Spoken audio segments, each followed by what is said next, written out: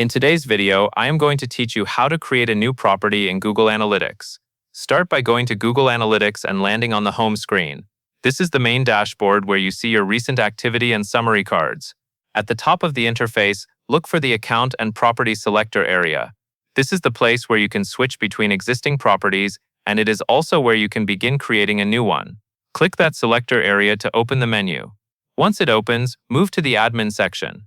The Admin area is where Google Analytics keeps all setup and configuration options, including accounts, properties, and data streams. Inside Admin, find the option to create and click it.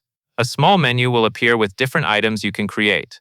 Choose Property. A property is the container that holds your reporting data for a website or an app. So creating a new property is the right move when you are tracking a new brand, a new site, or a separate app. On the property creation screen, click into the property name field and type the name you want to use. Choose something clear and recognizable, because this name will appear in your account list and in many setting screens later.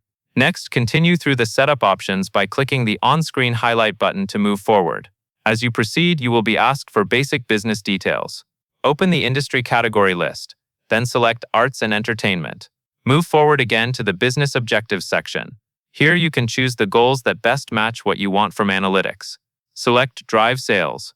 Then continue and also select Understand Web and/or App Traffic.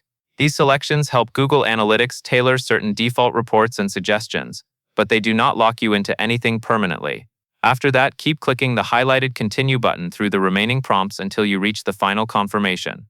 When you are ready, click Create to finish setting up the new property.